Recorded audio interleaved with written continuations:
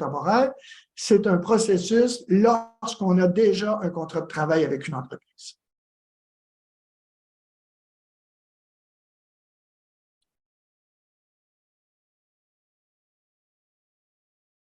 Alors, le PRTQ, bon, évidemment, s'adresse à vous si vous souhaitez immigrer au Québec de façon permanente pour y travailler. Ça aussi, c'est une nuance importante. Ce n'est pas dans le cadre d'un contrat à durée déterminée et ni pas du tout pour un contrat de travail, mais bien pour quelqu'un qui voudrait s'établir au Québec de façon permanente. Ce programme, vous devez déclarer votre intérêt à immigrer au Québec. C'est de ça qu'on va parler aujourd'hui. Je vais vous donner quelques trucs, quelques conseils, en fait, qui pourront vous aider à être mieux vus, si vous voulez, ou augmenter vos chances d'être invité par le gouvernement du Québec à déposer une demande de sélection permanente. Et bien sûr, une fois que vous avez déclaré votre intérêt, on va tout voir ça, comment ça fonctionne. Si votre profil correspond aux critères recherchés au Québec, vous recevrez une invitation à présenter votre demande de sélection permanente.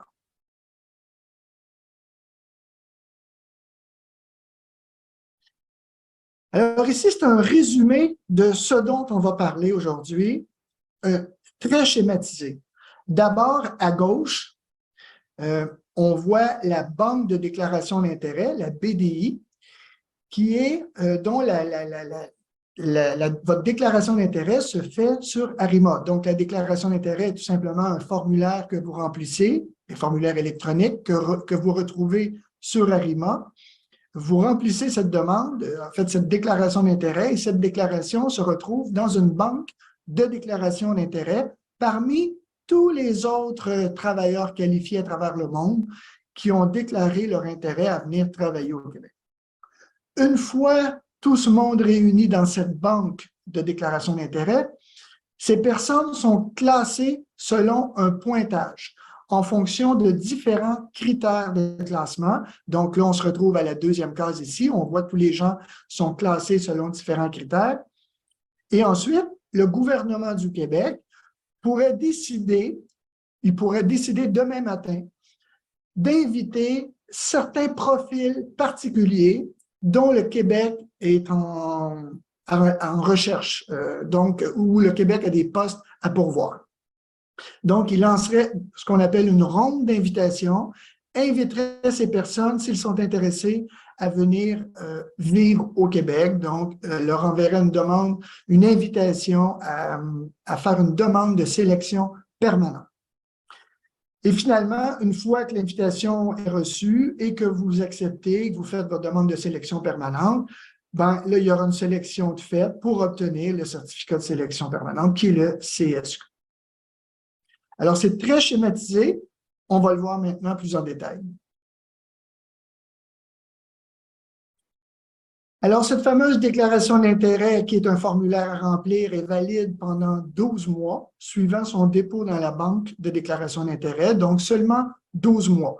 Pendant ce 12 mois, vous pouvez la mettre à jour, retirer, ajouter des informations.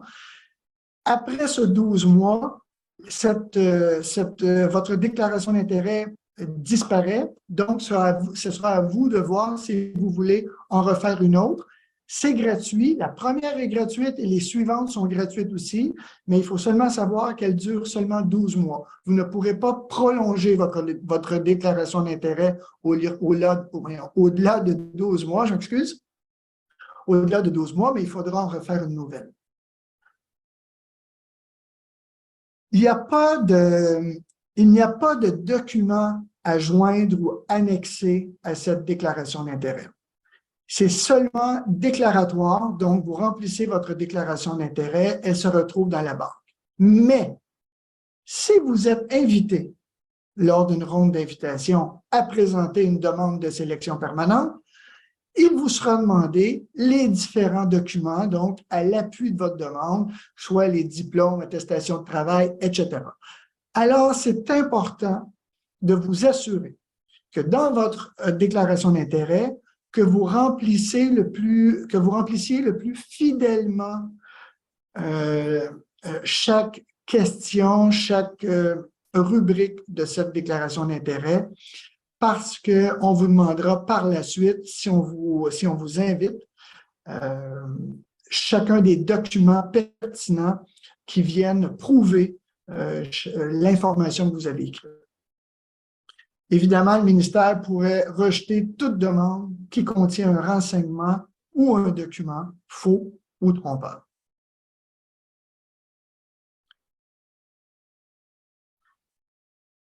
Alors, on voit ici à gauche ce à quoi ressemble la page web d'Arima. Arima, en fait, qui est seulement le nom de la plateforme électronique sur laquelle se retrouve ce formulaire, donc le dossier que vous devez créer.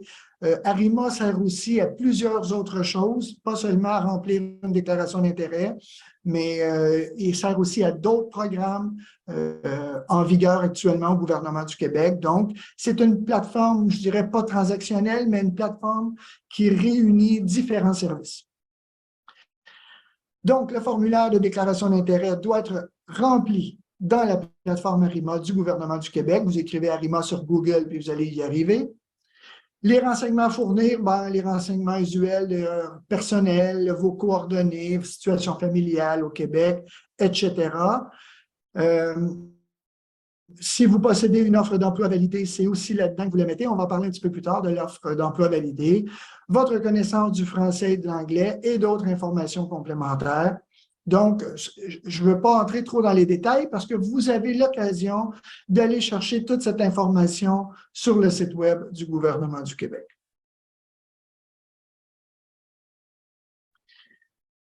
Alors, les invitations, lorsque le gouvernement du Québec procède à une ronde d'invitations, sont effectuées en fonction d'un pointage. Alors, je vous parlais tantôt que chaque personne était classée en fonction d'un pointage. Les rondes d'invitation vont être en fonction du pointage obtenu. Donc, le gouvernement du Québec va commencer par inviter les gens qui ont obtenu le plus haut pointage. Il y a différents critères qui sont observés, donc l'âge, la connaissance, l'expérience professionnelle. Et là, vous comprenez bien que chacun de ces critères-là, on retrouve cette information dans votre déclaration d'intérêt. Alors, je ne les répéterai pas. Alors, c'est entre autres pour ça qu'il est très important de bien remplir votre déclaration d'intérêt et maximiser le pointage et augmenter vos chances de recevoir une invitation. Là, je veux attirer votre attention sur certains points de la déclaration d'intérêt, certaines rubriques. Donc, ici, je veux vous parler du niveau de scolarité et les domaines de formation. Alors, le message ici, c'est que pour cette rubrique, certaines personnes ne font qu'indiquer leur dernier diplôme obtenu. Par exemple, s'ils ont obtenu un diplôme universitaire, et ils ne mettront pas les autres diplômes qu'ils ont obtenus avant. Par exemple, si elles ont une licence, une maîtrise ou un master, ils ne prendront pas le temps d'écrire qu'ils ont obtenu avant le baccalauréat. Et pourtant, c'est important de l'écrire dans la déclaration d'intérêt. Donc, le message, prenez le temps d'indiquer tous vos diplômes et non pas seulement le dernier diplôme obtenu. La connaissance du français, autre message ici. Donc, vous savez que le Québec accorde une grande importance au français. Alors, évidemment que ce sera reflété dans le pointage accordé à ceux qui connaissent le français. Ce qu'il faut savoir, c'est que pour obtenir les points dans votre déclaration d'intérêt pour la connaissance du français, vous devez déclarer des résultats obtenus à un test standardisé valide de moins de 2 ans. Donc, 2 choses ici. D'abord, obtenir les résultats à un test standardisé, ce n'est pas n'importe lequel. Vous voyez ci-dessous chacun des tests reconnus par le gouvernement du Québec qui sont valides ici. Et deuxième chose, on entend malheureusement certains cas où les gens se font dire que le test est valide seulement 1 année et qu'ils doivent donc le refaire et redébourser des frais. C'est faux. Ce test est valide durant 2 ans pour le gouvernement du Québec. Alors, ça, c'est le genre, entre autres, de liens que vous recevrez dans le courriel qui vous sera envoyé dans les prochains jours suite à cette séance d'information.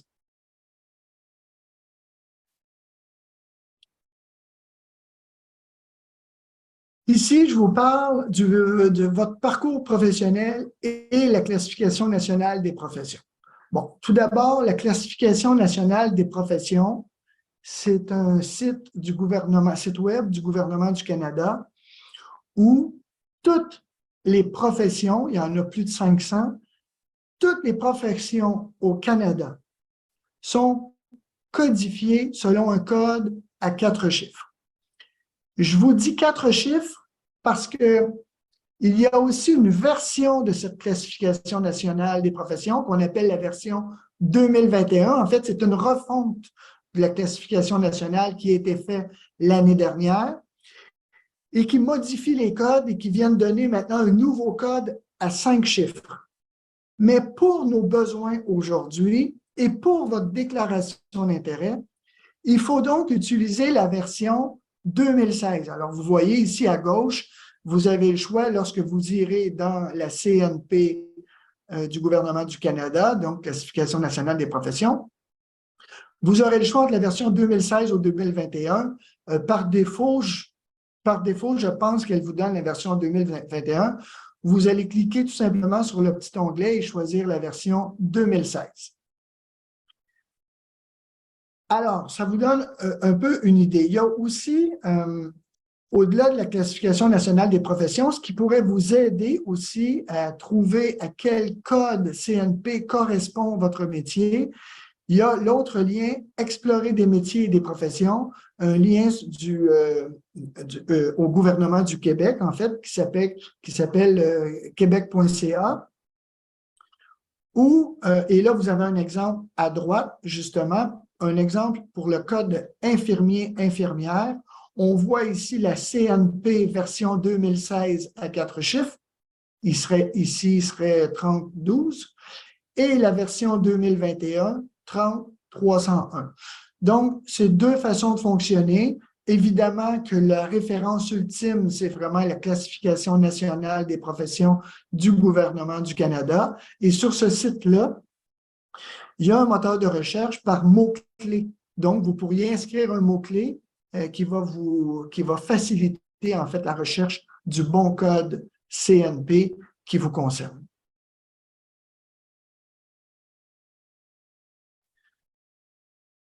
Là, je vous parle de l'offre d'emploi validée. Ça aussi fait partie de la déclaration d'intérêt. L'offre d'emploi validée est donc l'un des critères qui est analysé et donne beaucoup de points aussi, surtout si cette offre d'emploi validée est à l'extérieur de la grande région de Montréal. Donc, offre d'emploi validée, ce serait dans le cas où vous avez eu une entrevue avec une entreprise, l'entreprise désire vous embaucher, elle vous fait un contrat de travail, donc une offre d'emploi validée qui est un formulaire du ministère de l'Immigration du Québec où l'entreprise le complète et fait valider cette offre d'emploi par le gouvernement du Québec. Alors là, le gouvernement du Québec va rendre sa décision sur l'admissibilité de cette offre, ce qui en fait donc une offre d'emploi validée par le ministère. Vous recevez une copie de cette validation et vous pouvez indiquer à ce moment-là dans votre déclaration d'intérêt que vous possédez une offre d'emploi validée. Et à ce moment-là, ça vient augmenter votre pointage et, comme vous le savez maintenant, ça vient augmenter les chances d'être invité par le gouvernement du Québec à déposer une demande de sélection permanente. Alors, l'offre d'emploi validée à l'extérieur du territoire de la communauté métropolitaine de Montréal, la CMM compte, je pense, près de 70 municipalités, incluant Montréal, qui gravitent autour de Montréal. C'est ce qu'on appelle le Grand Montréal.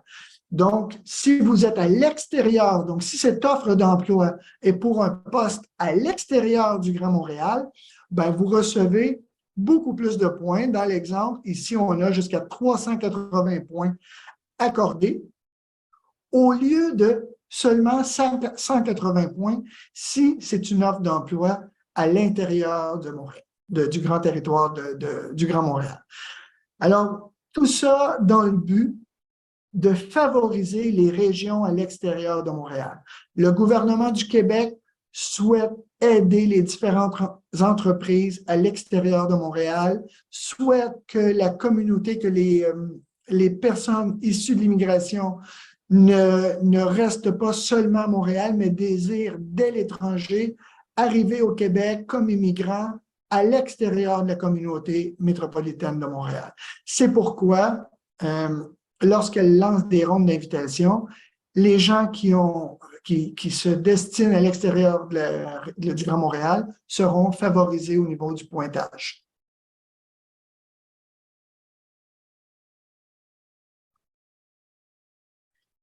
Alors, cette offre d'emploi validée, comment l'obtenir?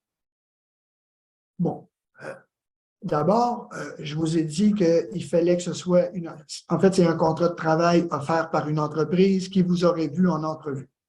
Alors, comment faire pour obtenir un contrat de travail avec une entreprise qui désire vous embaucher? Ben, il y aurait, peut-être vous connaissez déjà, les Journées Québec, donc organisées par le ministère de l'Immigration du Québec. Alors, il faut donc suivre les Journées Québec. Vous pouvez accéder, vous écrivez dans Google tout simplement Journée Québec programmation. Donc, en écrivant Journée Québec programmation, vous arrivez à l'ensemble du répertoire, en fait, du calendrier des Journées Québec à travers le monde. Alors là, vous choisirez le pays dans lequel vous êtes et vous verrez les prochaines Journées Québec qui se destinent à votre pays et là, suivre l'information concernant ces Journées Québec. Il faut savoir que lorsqu'il y a des Journées Québec, par exemple, organisées au mois d'octobre, ben, il faut savoir qu'il faut d'abord s'inscrire plusieurs semaines à l'avance. De là, l'importance de suivre l'information en lien avec chacune de ces Journées Québec. Il faut aussi consulter, vous pouvez aussi, ça c'est 4 choix différents, hein, c'est 4 façons en fait d'obtenir un contrat de travail, d'obtenir une offre d'emploi validée. Donc, vous pouvez consulter directement les sites web des entreprises québécoises. Je vous dirais que c'est peut-être la façon la plus vieille façon, en fait, la plus connue, hein, c'est de voir quelle entreprise pourrait offrir des postes qui vous concernent et tenter d'obtenir ou en fait tenter de communiquer, soit par le service courriel de l'entreprise ou la façon que vous trouverez la plus utile. Donc, entrer en contact avec ces entreprises-là. Troisième façon, c'est de consulter les offres d'emploi sur le site Québec Emploi. Donc, plusieurs entreprises affichent leurs postes sur ce site-là. Donc, il y a différentes entreprises qui se retrouvent sur ce site. Vous pourriez donc trouver des emplois qui vous intéressent et envoyer votre CV à ces différentes entreprises. Et finalement, vous pourriez être aussi repéré par une entreprise à partir de la banque de déclaration d'intérêt. Il se trouve que c'est aussi le but de la séance d'information d'aujourd'hui. Donc, je vous ai parlé tantôt de la banque de déclaration d'intérêt et je continue d'ailleurs à vous en parler. Alors, en vous inscrivant, en déclarant votre intérêt, donc, comme je vous l'ai dit tantôt, votre déclaration d'intérêt se retrouve dans cette banque. Et depuis, je pense, environ 2 ans, ou peut-être 2 ans et demi, les entreprises du Québec peuvent accéder à cette banque de déclaration d'intérêt. Donc, ils pourraient voir les gens qui ont déclaré leur intérêt et qui ont aussi accepté d'être vus par les entreprises parce que ça ne se fait pas systématiquement et c'est ce dont pourquoi je vous en parle aujourd'hui. On va le voir à la prochaine page. Alors, lorsque vous faites une déclaration d'intérêt, pour que vous soyez vus par les entreprises, nous avons besoin de votre consentement. C'est de l'information, ça demeure de l'information confidentielle. Les entreprises ne peuvent pas y accéder à moins que vous ayez donné votre consentement. Vous voyez l'encadré ici, c'est ce que vous verrez dans votre déclaration d'intérêt. Vous devrez autoriser le ministère à communiquer aux employeurs du Québec vos coordonnées pour que ceux-ci puissent entrer en contact avec vous. Donc, il y a 2 cases. Vous devrez cocher « Oui » si vous désirez être vu par les entreprises du Québec.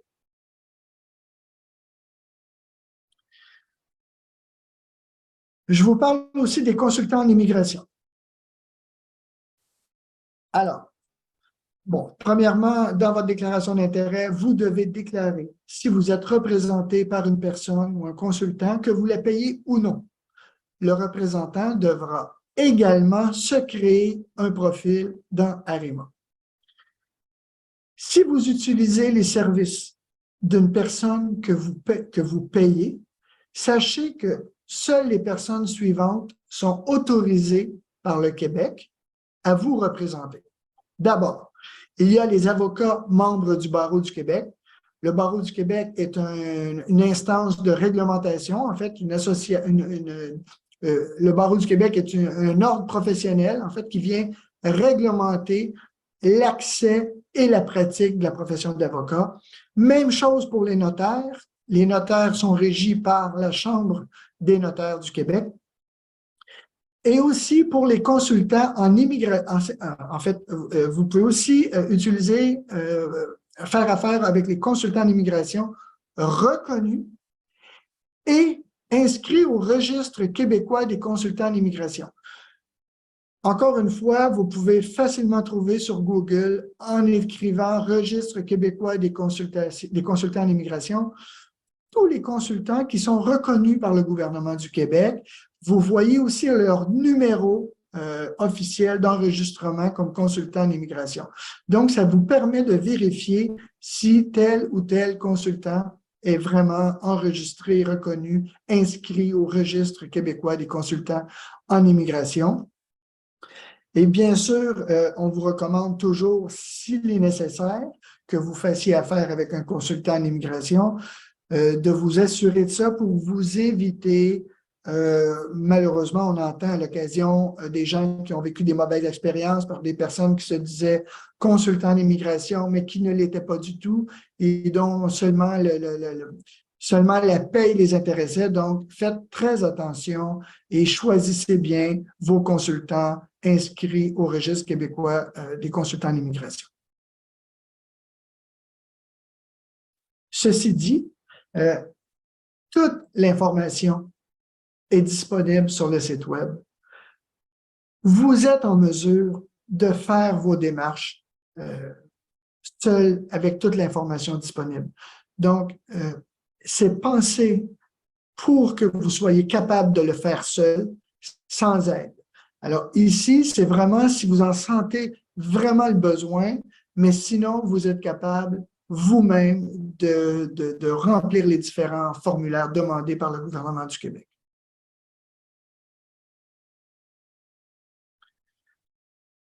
Je vous parle maintenant des invitations. Alors là, on est rendu à l'étape où, par exemple, vous avez déposé votre déclaration d'intérêt. Là, je vais vous dire comment fonctionne maintenant le système d'invitation lorsque le gouvernement du Québec décide de lancer une ronde d'invitation. Alors, l'identification des personnes à inviter se fait en deux temps.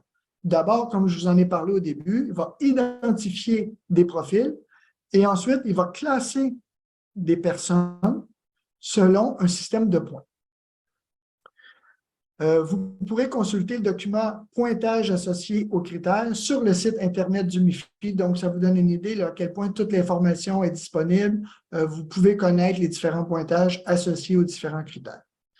Il existe aussi un outil d'auto-évaluation. Donc, ça vous permet, en faisant cette auto-évaluation, de voir quel pointage vous pourriez obtenir et même jouer avec l'information, c'est-à-dire de voir quel impact ou quel effet ça a selon la réponse que vous donnez dans votre déclaration. Ces liens-là vous seront aussi communiqués dans le courriel qui vous sera envoyé. Alors ici, je vous donne un exemple d'invitation du gouvernement du Québec qui vise à répondre à la rareté de main-d'œuvre. Donc, dans le cas présent, on parle ici de besoins exprimés parce que vous savez que le gouvernement ne décide pas ça seul. Il rencontre le ministère du Travail, il rencontre la Commission des partenaires du marché du travail. Donc, ensemble, par exemple, ils peuvent décider qu'il y a une rareté de main-d'œuvre dans tel ou tel secteur. Dans le cas présent, on parle dans l'exemple, on parle d'une rareté de main-d'œuvre pour boucher ou bouchère industrielle, code CNP 9462. Alors, le gouvernement du Québec décide d'inviter 50 personnes qui auraient déclaré exercer la profession CNP 9462.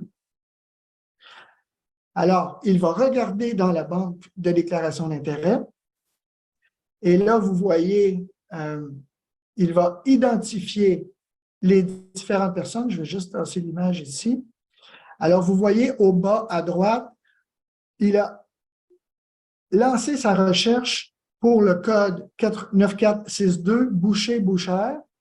Il en est ressorti 3000 personnes potentielles qui présentent les caractéristiques de boucher-bouchère, mais invitera les 50 personnes, puisque son besoin, c'est 50, invitera les 50 personnes avec les pointages les plus élevés. Alors, on voit bien ici la traduction schématisée de tout ça. Donc, l'ensemble des personnes potentielles répondant au code CNP boucher-bouchère, il y en a 3000 et le gouvernement du Québec sélectionnera donc les 50 avec le pointage le plus élevé.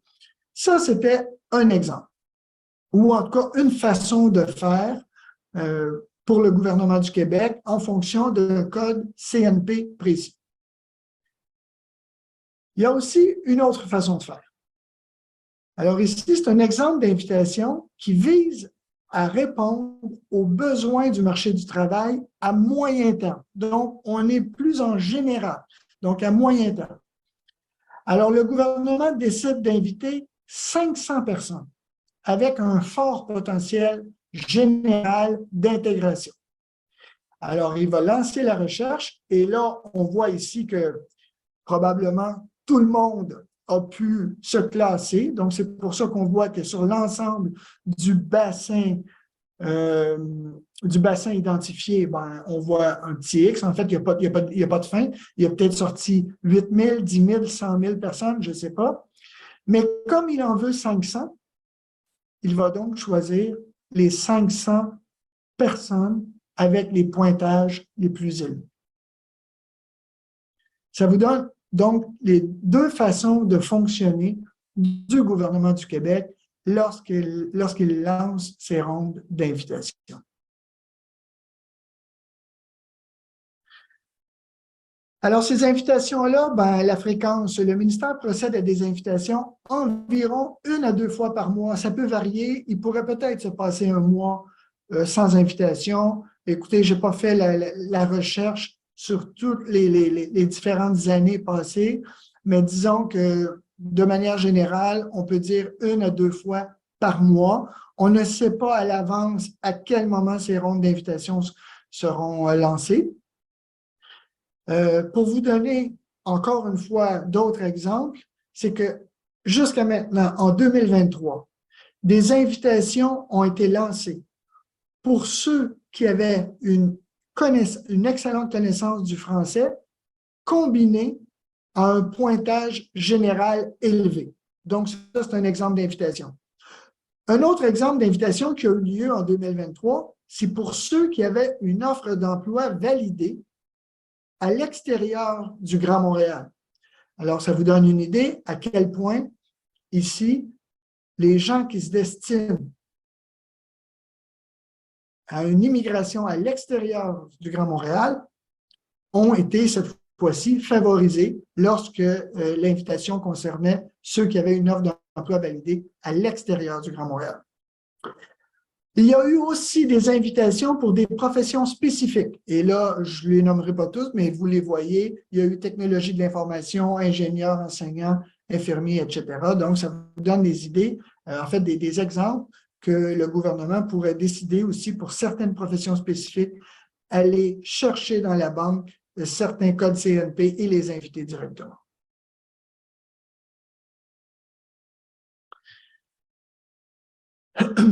Ici, je vais juste prendre une petite gorgée d'eau, je m'excuse. Alors ici, je vous parle des ordres professionnels. certains d'entre vous occupez des professions, des métiers qui sont réglementés au Québec, réglementés par un ordre professionnel, donc une association qui est responsable, qui régit en fait la pratique de cette profession. Alors, il y en a plusieurs, il y en a près de 50 ordres professionnels au Québec pour les ingénieurs, pour les infirmiers, pour les avocats, pour les psychologues, bon, j'en passe. Vous pouvez encore une fois trouver cette information sur Google en inscrivant Ordre professionnel Québec. Vous verrez tous les ordres professionnels. Je vous en parle parce que c'est important de savoir que s'il y a un ordre professionnel qui régit votre métier ou votre profession, ben, vous ne pourrez pas simplement décider demain de dire, ben, moi, j'entre en contact avec une entreprise, puis je vais aller pratiquer mon métier. S'il y a un ordre professionnel qui régit votre métier, ce sera important de vous enquérir de l'information pour l'accès à ce métier ou à cette profession. C'est extrêmement important. Donc, si vous prévoyez exercer une profession régie par un ordre professionnel, il est conseillé de consulter le site Internet de cet ordre professionnel et de contacter l'ordre professionnel en question. Vous pourrez ainsi prendre connaissance des conditions d'admission et amorcer les démarches pour obtenir votre permis et vous inscrire à cet ordre professionnel. Dans le cas des enseignants de l'éducation préscolaire et de l'enseignement primaire et secondaire, c'est réglementé par le ministère de l'Éducation. Donc, on ne parle pas ici d'un ordre professionnel, mais bien du ministère de l'Éducation du Québec. Donc, la demande d'autorisation d'enseigner se fait auprès de ce ministère et est gratuite. Et pour les professions d'éducatrices et d'éducateurs à la petite enfance, c'est encadré par le ministère de la Famille. Alors, vous voyez, en fonction des métiers, il y a parfois des ordres professionnels, mais parfois c'est réglementé par les ministères eux-mêmes. Alors, là, je pense que vous avez l'information. Si cela vous concerne, prenez soin de consulter soit le ministère ou soit l'ordre professionnel en question pour obtenir plus d'informations sur l'accès à cette profession.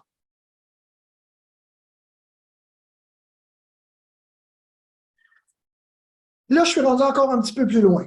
Là, je suis rendu à un moment où vous avez été sélectionné lors d'une ronde d'invitation et vous recevez votre lettre. Vous recevez votre invitation à présenter une demande de sélection permanente. Alors, votre demande de sélection permanente sera évidemment examinée selon la grille de sélection PRTQ. La demande de sélection permanente, en passant, c'est encore une fois un formulaire à remplir, donc qui est vraiment la demande de sélection permanente pour obtenir votre CSQ. Il y a 9 facteurs composés de critères et pour chacun des facteurs, encore une fois, il y a des points qui sont attribués. Alors là, vous voyez les différents critères ici. Et bien sûr, vous devez avoir accumulé assez de points à cette grille pour être sélectionné pour ultimement recevoir un certificat de sélection du Québec, donc un CSQ.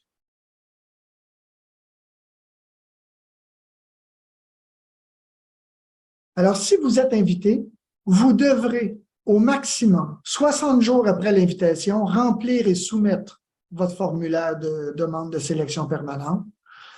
Vous devrez envoyer les documents à l'appui dans le format demandé. Donc, ce sera important de bien lire votre demande de sélection permanente.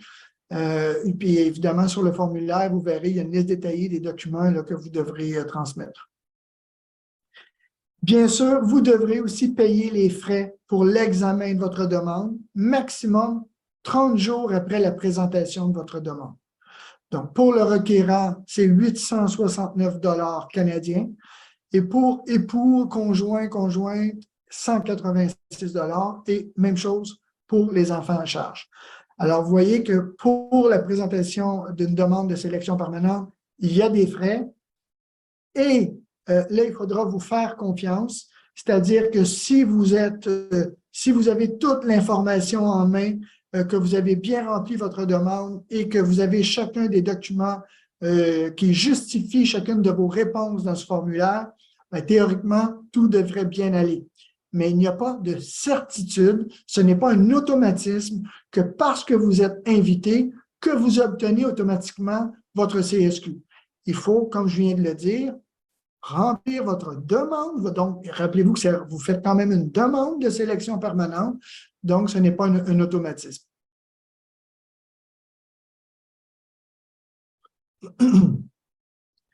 La plupart des demandes de sélection permanente dans le programme régulier des travailleurs qualifiés, donc dans le PRTQ, ce dont on parle aujourd'hui, sont traitées dans un délai de 6 mois de la réception du dossier complet. Alors, si vous envoyez votre dossier aujourd'hui et que le dossier est complet, considéré complet, ben, vous devez vous attendre à une réponse dans un délai de 6 mois.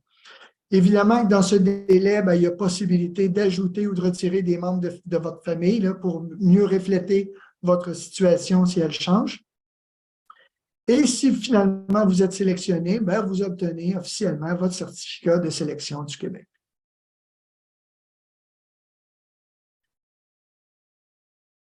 Encore une fois, là, je me projette encore plus loin. Hein, c'est simplement pour vous donner une idée générale, plus globale du processus. Après avoir fait votre demande de sélection permanente, vous obtenez finalement votre CSQ. Donc, avec le CSQ, ben, qui est le nécessaire pour, par la suite, faire une demande de résidence permanente auprès du gouvernement fédéral. Et là, ce sera à vous de voir jusqu'où vous vous rendez là-dedans. Est-ce que vous voulez résider au Québec, au Canada, de façon permanente? Bien sûr, même en étant à l'étranger, en n'ayant pas encore décidé, parce que je l'ai dit en début de séance, le PRTQ ne donne pas un emploi. Ça vous donne un certificat de sélection permanente. Donc, ça veut dire que le Québec vous ouvre ses portes. Mais ça ne vous donne pas d'emploi. Mais il y a des mesures temporaires en vigueur actuellement où, suite, en fait, offert par le gouvernement du Canada, qui permet aux personnes qui ont un CSQ et qui sont à l'extérieur du Québec, donc encore à l'étranger, d'obtenir un permis de travail ouvert. Donc, dans le cadre du programme PMI+, donc c'est peut-être ce qu'il faut retenir, PMI+, qui est Programme Mobilité Internationale Plus, c'est la mesure temporaire, je ne sais pas si elle sera prolongée, qui est en vigueur actuellement, donc qui permet aux personnes à l'étranger, qui permet d'obtenir un permis de travail ouvert rapidement. Ça veut donc dire que lorsqu'on a un permis de travail ouvert, ben, on est en mesure de travailler pour n'importe quelle entreprise au Québec. Ensuite, ben, vous pourrez entamer les démarches pour faire reconnaître vos compétences acquises à l'étranger avec Qualification Québec. Ce sont des démarches que vous pouvez entamer rapidement. Encore une fois, tout ça se fait par le biais du site web. Encore une fois, je vous recommande de taper les mots-clés sur Google, Qualification Québec ou Reconnaissance des compétences Québec, et vous allez arriver à toute l'information qui vous dit comment faire reconnaître vos compétences. Et finalement, ben aussi, ben, j'ai parlé des différents moyens de trouver un emploi au Québec. Ben ici, on mentionne là, de débuter vos recherches d'emploi sur la plateforme Québec Emploi. Surtout si vous avez un permis de travail ouvert, ben, vous devenez très intéressant pour les entreprises. Voilà. Il est quelle heure? J'ai débordé de mon 45 minutes. Ça fait 47 minutes que je vous parle. C'est la fin de la séance d'information. Maintenant, je vais répondre à vos questions. Je cesse le partage. Voilà. Donc, là, je vais y aller l'une après l'autre. Je ne m'arrêterai pas parce que mon objectif est toujours de répondre à toutes les questions. Parfois, il y a beaucoup de questions et je n'arrive pas à répondre à toutes. Et je voudrais répondre à toutes les questions. Donc là, je vais faire différent aujourd'hui. Je vais commencer par la fin. Alors ici, première question, avant de soumettre ma demande de CAQ, j'aimerais clarifier un point. Bon, déjà, en partant, vous me parlez de CAQ. CAQ qui est un certificat d'acceptation temporaire au Québec. Donc, là, on parle du programme, c'est-à-dire que pour le CAQ, cela concerne les travailleurs temporaires dans le cadre du programme des travailleurs étrangers temporaires, ce qui n'est pas le cas avec le PRTQ, ce dont on parle aujourd'hui, qui est davantage axé sur l'obtention d'un certificat de sélection permanente. Donc, alors là, ici, vous me parlez de CAQ. Je vais quand même lire votre question. Peut-être que je pourrais répondre rapidement, mais sinon, je ne m'étirerai pas, je ne m'attarderai pas à ce sujet précis.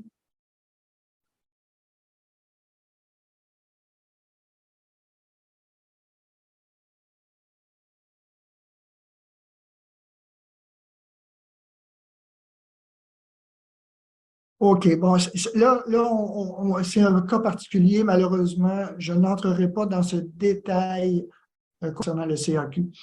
Alors ici, infirmière diplômée, qu'il y a une chance d'exercer au Canada. Alors, je reçois souvent ce genre de questions où les gens me demandent s'ils ont des chances d'exercer au Canada. J'ai toujours la même réponse. Je ne peux pas parler d'un métier en particulier, mais je vous dirais que le Québec vit actuellement une situation historique de pénurie de main-d'œuvre et tout, là c'est moi qui parle, ce n'est pas scientifique, mais j'ai envie de généraliser qu'il y a des pénuries de main-d'œuvre dans tous les corps de métier. Alors, je vous invite à faire vos recherches, à consulter les différents sites dont je vous ai parlé tantôt pour voir les postes disponibles au Québec. Mais tout le monde a d'excellentes chances, je pense, d'être recruté et de travailler au Québec.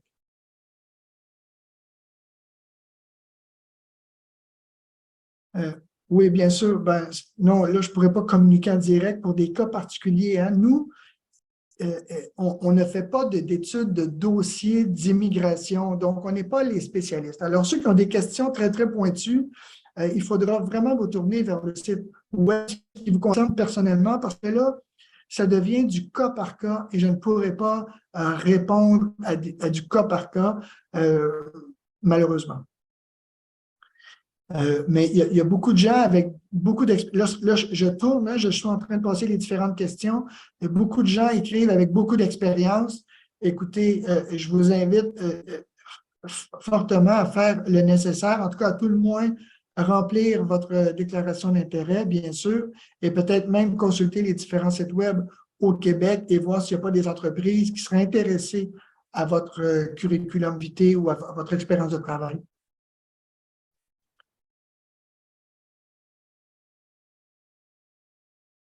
Oui, bon, c'est ça. Il y en a qui me parlent d'eux, de leur potentiel. Oui, c'est du très beau potentiel. Euh, je vous invite à poursuivre vos recherches. Bien sûr que, il y a tellement d'ouverture actuellement au Québec. S'il y a eu un moment dans les dernières années où c'était le temps d'aller travailler au Québec, ben, c'est bien ces temps-ci.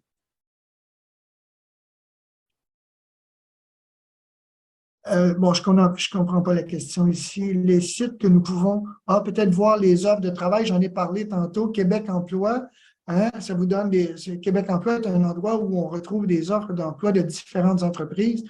Bien sûr, il y a les Journées de Québec que vous devez suivre lors des Journées Québec. Ce sont des entreprises du Québec qui se déplacent dans différents pays.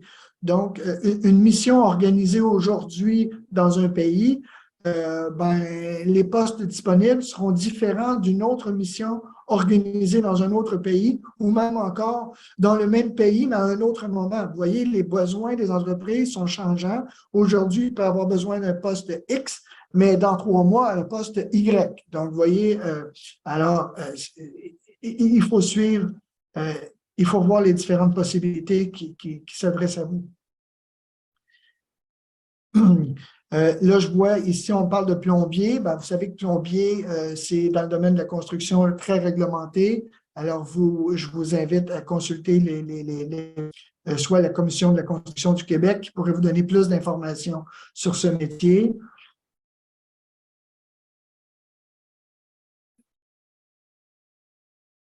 OK. S'il vous plaît, votre maison. Oui, s'il vous plaît, où on va trouver des offres.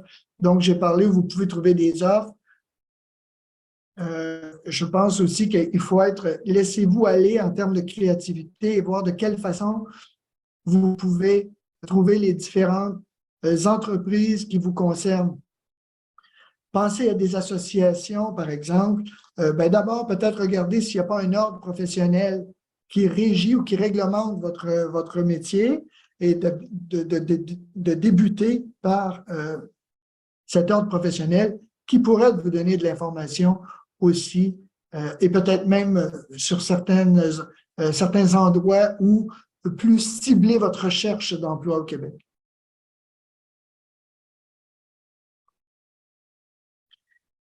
J'ai parlé du métier d'enseignant tantôt. Les enseignants sont de plus en plus en demande, effectivement. Donc, il y a de l'ouverture aussi pour les enseignants. Ici, on me nomme un poste. Non, là, je ne pourrais pas répondre. On me donne un code CNP et je ne peux pas savoir si ce poste est en demande, mais encore une fois, si vous consultez les postes affichés sur Québec Emploi, par exemple, ou lors des Journées Québec, ben, vous serez mieux en mesure que moi-même de voir si votre poste, en fait, le métier que vous occupez est en demande au Québec.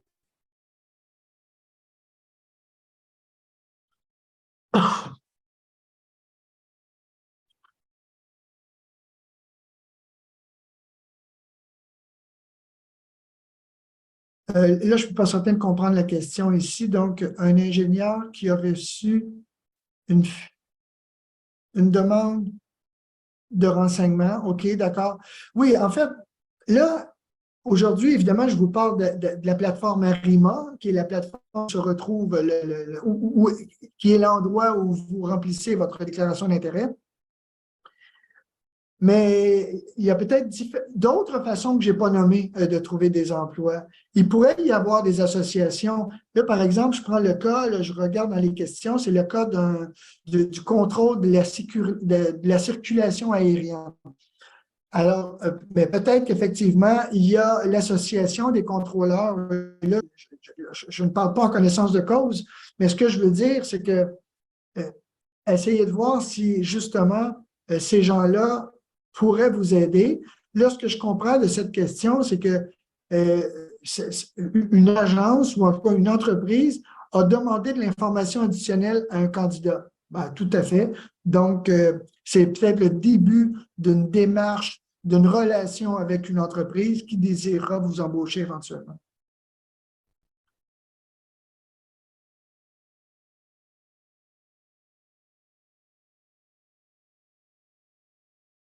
Euh, Préposé aux bénéficiaires, je vous invite à suivre Journée Québec. Il y a beaucoup, Journée Québec, évidemment, c'est dans certains pays, mais euh, il faut, concernant les métiers de la santé, je vous invite à consulter le site web Réseau Santé Québec, qui est l'organisme de recrutement pour le secteur de la santé au Québec. Donc, Réseau Santé Québec, RSQ. Diplôme, OK, là, c'est ça. Là, je vois des gens qui me parlent de leur diplôme. Je ne peux pas faire de cas par cas. Mais voyez-vous, dans le domaine de l'assurance, les dernières journées Québec, il y a des gens qui étaient embauchés dans le domaine de l'assurance. Donc, c'est un domaine qui est aussi en demande. Donc, préposé aux bénéficiaires, je reviens là-dessus. Donc, Réseau Santé Québec, pas seulement pour préposé aux bénéficiaires, mais en fait, tous les postes dans le domaine de la santé, je vous invite à consulter le site Réseau Santé Québec. Environnement. Ouais. Oui, c'est ça, mais je vois, là, les gens me parlent de différents métiers. J'ai l'impression que ce sont des métiers très intéressants. Je pense qu'il pourrait y avoir de l'ouverture, mais là, je pense qu'il y a une partie de la recherche qui vous appartient. C'est-à-dire que vous devez voir les possibilités vraiment complètement sur le terrain par le biais de l'Internet, en fait, des différents sites web, ce qui vous convient. Voyez-vous, il y a tourisme et hôtellerie aussi. Donc, je sais que, par exemple, pour les prochaines Journées Québec, là, de mémoire, je ne me rappelle plus si c'était Tunisie ou Maroc, c'est à venir. Donc, je vous invite à suivre, entre autres, Journées Québec, parce qu'il y aura une ouverture pour tout le secteur du tourisme et de l'hôtellerie.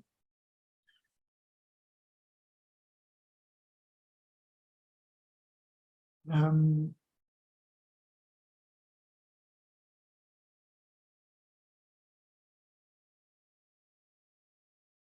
euh, bon, une personne ici dit, OK, c'est compliqué. Je... Bon, cette personne-là est ingénieure technologie de l'information, fraîchement diplômée. Elle me demande si elle a de la chance d'immigrer au Québec. En fait, tout le domaine de la technologie de l'information est très en demande. Alors là, il faudra voir. Et, euh, euh, et, et, et, et, euh, et il y a même